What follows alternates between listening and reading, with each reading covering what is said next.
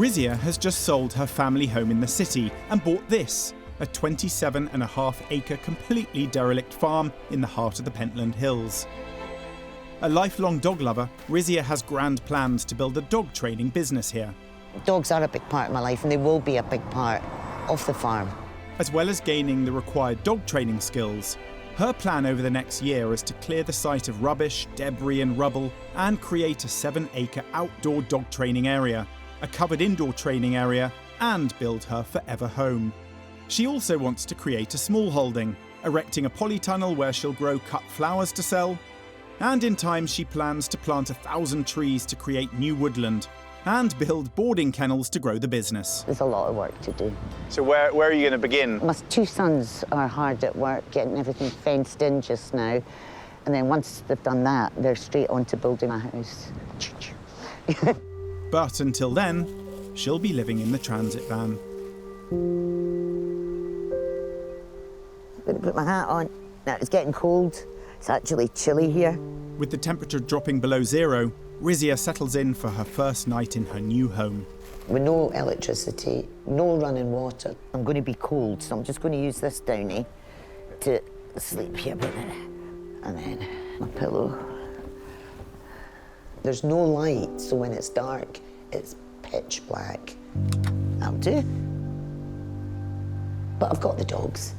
It was a choice of either wither away and die slowly, or I go out with a bang, and I'm going out with a bang.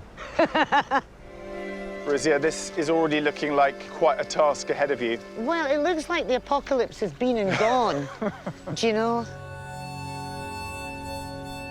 It is dilapidated. This was the beautiful farmhouse we're coming up to. Which has no roof. Well, you've only seen the back of it. That's Oh, the good is this side. the good side? That's the good side. The good side. Oh, my goodness me. I mean, it's got quite a rich history. There was a murder here. What? Yeah, and the owner was murdered.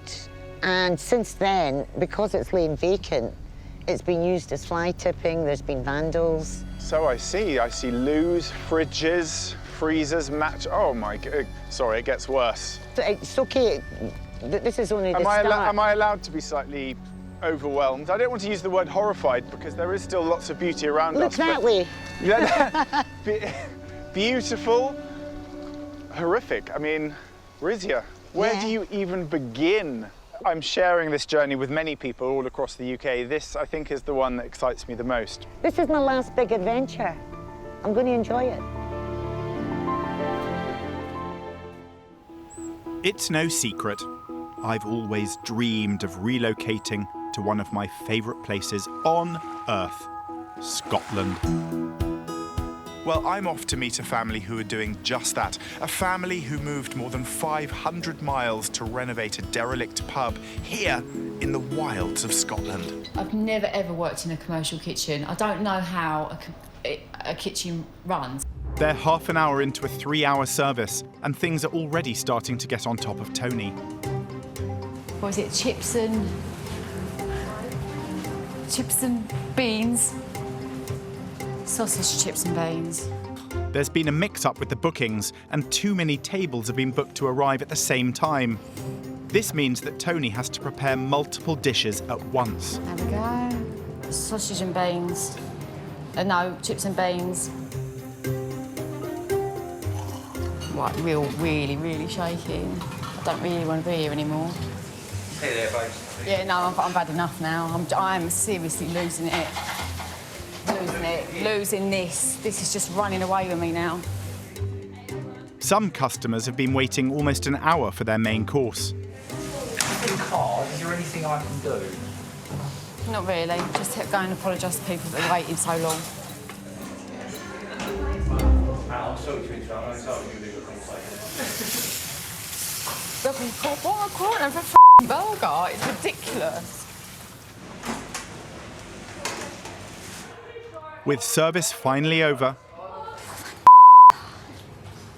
Seriously, that was awful. The whole day I've been behind and I've had to do that on my own. But you told me, I know you've done it, I know, it's amazing you've done it, but I asked you numerous times, how are you doing? Yeah, I'm on top of it, Yeah, but then I don't want to ask you because you're having your own little melodramas. Well, I'm not going to go, actually, can you help me? But I would have dropped everything and helped you. Yeah, right. The most important thing, and the only thing that will keep us afloat is the kitchen, the food and you.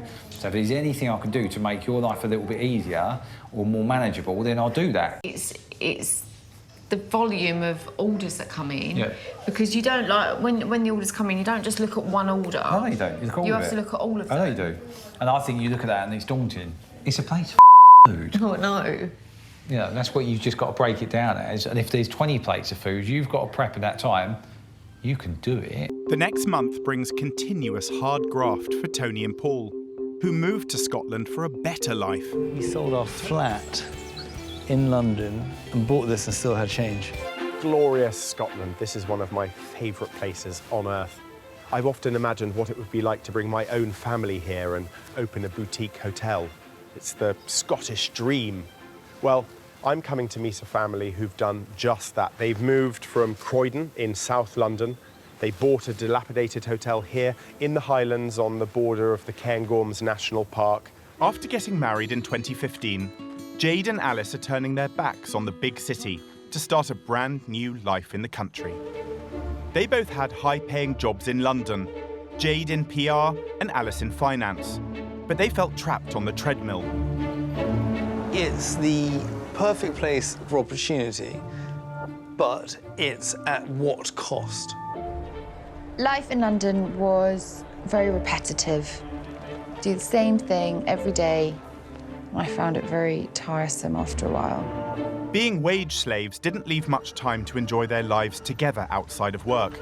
We didn't see much of each other, and I think, there was that sort of sense that we were these sort of, ships in the night. And all their hard work could only buy them a cramped flat in Croydon.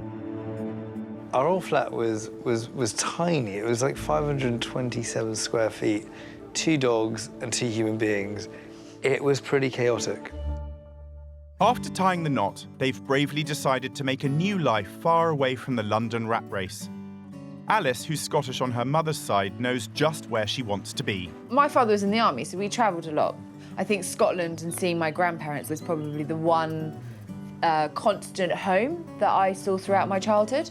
The second thing was I was on a mission to find something that both Jade and I could do.